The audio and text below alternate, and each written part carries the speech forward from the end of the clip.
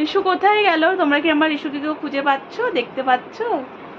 ওই দেখো রিশু টুকি। তো চলো, হ্যাপি রিশু চ্যানেলে সবাইকে ওয়েলকাম। আশা করি তোমরা সবাই ভালো আছো, সুস্থ আছো, আমরাও ভালো আছি। তো আজকে হচ্ছে গুড আফটারনুন সবাইকে।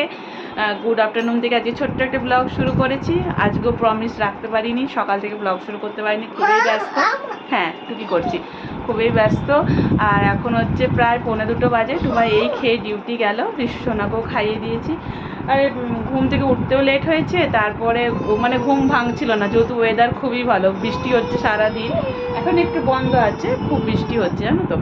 আর দিদিও আজকে কাজে ছুটি নিয়েছে, তো সব কিছুই করতে হয়েছে আমাকে আজকে। তো এখন কোনো কাজ নেই, এখন আমার শুধু লাঞ্চ করা বাকি আছে। টুবাই খেয়ে লাঞ্চ করে ডিউটি গেল, রিশুর লাঞ্চ হয়ে গেছে।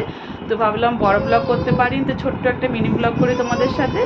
সবাইকে হ্যাপি রাখি, শুভেচ্ছা। তো চলো, আর আজকে কী কী রান্না হয়েছে তোমাদের দেখিয়ে দিই। দেখো, একজন টুকি টুকি খেলবে, খেলিনি বলে তার রাগ হয়েছে, দেখেছো? তো চলো খেলবো, এবার খেলবো, যাও লুকিয়ে যাও, টুকি করবো, যাও যাও যাও যাও। তো রিশু সোনা আগের থেকে অনেকটাই ভালো আছে, এখন কোনো খুব একটা অসুবিধা নেই। আর এই দেখো, রিশু সোনাকে একটা রাখি দিয়েছি, ওর বাবা ওকে পরিয়ে দিয়েছে। আর এই যে আমার গপুকে একটা বড় ক্যাডবেরি আর একটা রাখি দিয়েছি, মামা পাঠিয়েছে বলে কথা, গপুদেরকে না দিলে হয়।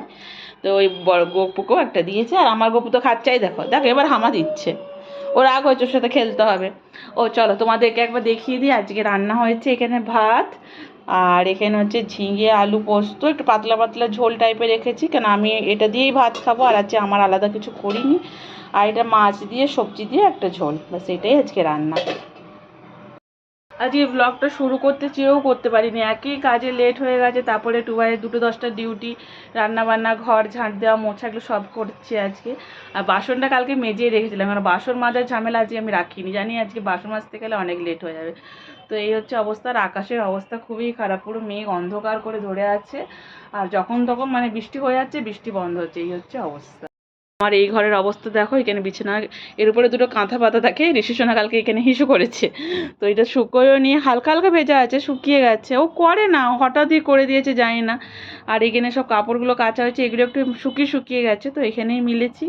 আর বাকিগুলো ব্যালকনিতে আছে, কাপড় অনেক জমা হয়ে গেছে, তো একটু একটু করে কেচেই নিলাম। বৃষ্টিও হবে, দেখো না মেঘটা, দেখেছো, বুঝতে পারছো কী অবস্থা। ওই জন্য এখানে বিছানায় চাদর ফাদর কিছু পাতিনি, সব তোলা আছে। আর আর বাকি সব ঘরটরগুলো এমনি গোছানো আছে। কাঁথাগুলো ওঠানোই থাকুক। যদি ওই রুমটা তো এখন ইউজ করছি না, আমি বর্ষা হচ্ছে বলে এই রুমটাতেই আমরা ঘুমোচ্ছি, এসি দরকার হচ্ছে না। তো আমি বললাম যদি কাল পরশু বা যদি একটু রোদ উঠে, তাহলে কাঁথাগুলো একদম রোদে দিয়েই পাতবো, ওই জন্য ওঠানোই আছে। তো চলো আজকে আর কথা বলবো না, বক বক করে প্রথম থেকে লাস্ট অবধি অনেক বকে দিলাম তোমাদের সাথে, অনেক কথা বলে নিলাম। তো এবার আমি লাঞ্চ করব, তারপরে দৃশ্যনাকে ঘুম পাড়াবো। কালকে যদি পারি সকাল থেকে ব্লগ করবো, নাহলে কয়েকটা দিন মিনি ব্লগ দিচ্ছি, একটু তোমরা অ্যাডজাস্ট করে দেখে নাও। সঙ্গে থেকো, পাশে থেকো, টাটা।